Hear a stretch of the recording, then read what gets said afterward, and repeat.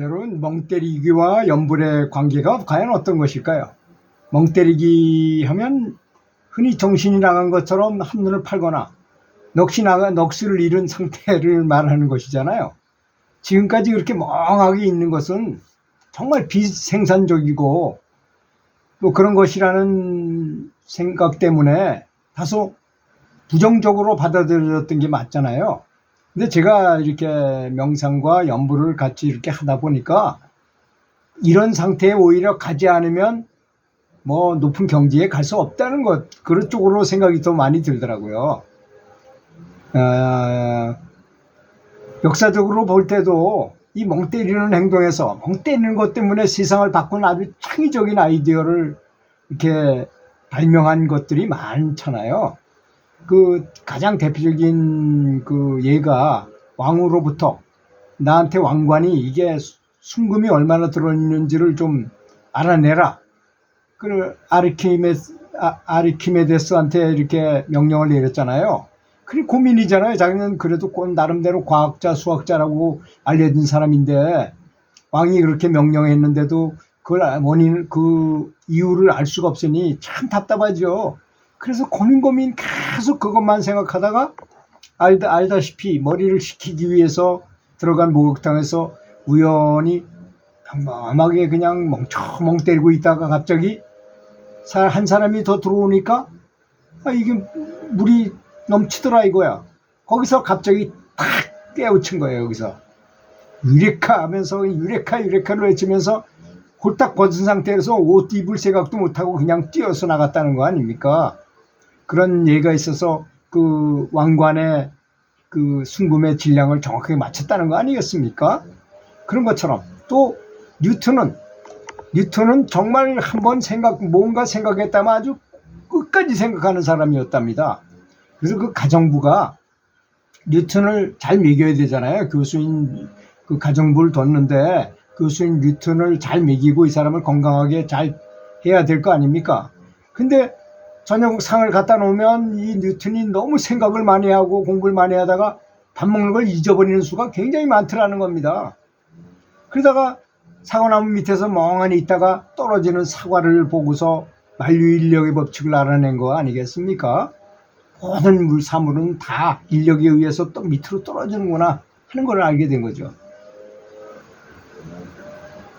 또 아인슈타인도 바이올린을 하는 걸 좋아했고 보트 타기를 하면서 휴식을 즐기면서 사색에 잠겼었고, 또 우리가 잘 아는 칸트는 산책을 많이 한 것으로 유명하잖아요. 그렇죠? 그 또 잭 웰치라는 그 세계에서 돈 제일 많다는 그 회장님도 매일 1시간씩 창밖을 멍하니 바라보는 시간을 가졌다고 합니다. 그런 분들이 그런 통찰력에서 돈을 많이 벌 수도 있고 어떤 발명품을 발견하기도 하고 그런 것입니다. 그래서 멍때리기의 가치를 보면 잠시 누워 있으면서 마음은 편안하게 하고 시간과 공간을 초월한 트랜스 상태로 가는 것, 이것이 바로 멍때리기잖아요. 가치를 분명히 알고 하는 게 더 좋죠. 그냥 멍때리기 하는 것보다는. 두 번째, 눈은 뜨고 있지만 눈에 초점이 없어져서 멍한 상태를 유지하며 심신을 아주 편안히 하는 것. 비둘기 마음이 콩밭에 가 있으면서 실제로는 텔레비전을 보고 있지만 이 사람은 텔레비전의 내용을 전혀 몰라요. 그럴 때는. 그런 상태라는 것입니다. 다음 세 번째로는 멍 때린다는 것은 뇌가 쉬고 싶어 몸도 있고 시간과 공간도 잊으면서 전혀 다른 시스템이 가동되게 하는 것, 트랜스 상태로 가게 하는 것, 삼매로 가게 하는 것이다 이겁니다. 그러니까 연불을 할 때도 마찬가지입니다. 연불을 할 때 높은 성취를 얻게 되려면 어떻게 될까요? 그러면 아마 신통을 거는 사람을 한번 예를 들어볼까요? 신통을 걸어가지고 어떤 사람은 손에다가 물고기를 이렇게 잡고, 살아있는 물고기를 잡고 에너지를 강하면 이게 구워져요. 물고기가 구워질 정도의 공력을 가진 사람도 있어요. 또 어떤 사람은 진공인 병 속에다가 약을 만들어요. 그걸 공중취약이라고 말하는데, 저 사람한테 가장 적당한 약이 생겨라 하고 갑자기 신통을 걸어요. 그럼 정말 그 안에 약이 생깁니다. 그 약을 먹으면 당연히 좋겠죠. 그렇지 않습니까? 물질 창조해가지고 만들어낸 거니까. 또 어떤 사람은 컵을 만들어내요. 컵을. 아무것도 없는 데서 컵을 만들어내기도 합니다. 이게 뭐 그전에는 신통 뭐 이런 거 신통이라고만 너무 그랬지만, 지금 퀸텀 물리학이 생겨난 이 발달된 이후에서부터는 생각이 곧 진료가 돼가지고 현실화할 수 있다는 것이 현대 과학의 퀸텀 물리학의 핵심이잖아요. 그러니까 지금은 과학적으로 입증이 될 수 있는 얘기까지 됐다는 것입니다. 그래서 흔히 멍 때리는 것은 전혀 가치 없는 것처럼 보이지만 실제로는 몸과 마음에 큰 가치가 있는 것이라고 그랬고, 아까 제가 얘기하다 말은 그 신통을 걸 때 그럼 어떤 마음을 갖느냐, 이거 굉장히 중요한 요소인 것입니다. 지금 제가 하는 말이 한순간에 천사의식 속으로 들어가는 것입니다. 항상 천사의식을 가지면 얼마나 좋겠습니까? 여러분, 천사의식이 과연 뭘까요? 부처님이 자비심에 대해 자비심을 키워라는 얘기를 엄청나게 하셨잖아요. 예수님은 사랑, 원수까지도 사랑하고 이웃을 사랑하고 뭐 이웃을 내 몸처럼 생각하고 사랑하고 사랑이야. 부처님도 자비야. 똑같은 말이죠. 사실은 상황과 단어만 다를 뿐 추구하는 건 똑같았습니다. 공자님은 인을 얘기했고 소크라테스는 에로스, 같은 사랑을 얘기한 것입니다. 그러니까 그것이 왜 그런가?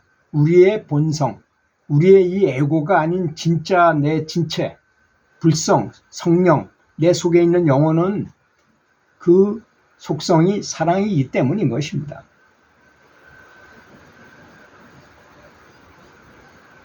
멍 때리게 하는 사람은 그 사람의 주인이, 자기가 주인이 되는 거예요. 오히려 우리는 사실 내가 나처럼 아주 나답게 살고 있다고 하지만 에고의 나가 움직이는, 주인공이 움직이는 게 아닙니다. 내 영혼을 깨우치고 영혼이 움직이도록 해야지 그게 원래 진체인 나인데, 근데 멍 때릴 때는 그 주체가 탁 바뀌어가지고 나 에고에서 성령, 영혼이 직접 움직이는 거니까 그러는 것입니다. 원래 삼계라고 하는 것, 이 세계나 뭐 저 세상이나 후생이나 다 존재하지 않는 것입니다. 원래 흡인력도 없어요. 그래서 금강경이 보면 불구부정이고 뭐 부중불감이고 뭐 모든 것이 다 헛것이라는 얘기를 썼잖아요. 내가 오직 끌리지 않으면 그것이 존재하든 말든 나하고는 전혀 상관없는 것이라는 것입니다. 강 건너 불 구경하는 거와 같다는 것입니다. 아니, 강 건너 불이 났는데 내가 알지도 못하는 집에 불이 났어. 그걸 가지고 내가 크게 신경 쓸 필요 없는 거하고 같다는 것입니다. 그런 뜻입니다. 마치 내가 텔레비전에서 드라마를 보고 있지만 비둘기 마음이 콩밭에 가 있는 것처럼 난 연부를 하고 있어. 그래서 연부를 내가 멍 때리면서 진짜 딴 생각 속으로 딱 들어가게 됐어요. 비록 눈은 텔레비를 보고 있는 것 같지만 텔레비전의 내용을, 드라마 내용을 전혀 모르게 되잖아요. 그런 것 같다는 것입니다. 마찬가지로 한 개인의 나 자신이 스스로 창조하는 것, 내가 그것을 소멸하는 방법은 그걸 그냥 무시해버리면 되는 거잖아요. 그렇지 않습니까? 저쪽에서 뭐 우리나라 축구선수가 외국 선수랑 축구 시합해가지고 지면 괜히 기분이 우울할 뿐이지만 나한테 영향을 미치지는 않잖아요. 그것이. 그걸 좋게 생각하면 좋은 거고 나쁘게 생각하면 나쁘게 되는 거고 그런 걸 뿐입니다. 그렇다 해서 그것 때문에 내 인생이 뭐 좌지우지 되는 건 아니잖아요. 그런 거나 비슷하는 것이죠. 실제로 세상에 일어나는 모든 일도 다 그렇습니다. 죽는 것까지도 그렇습니다. 사실은. 그래서 생사가 없다고 말하는 건 것 같아요.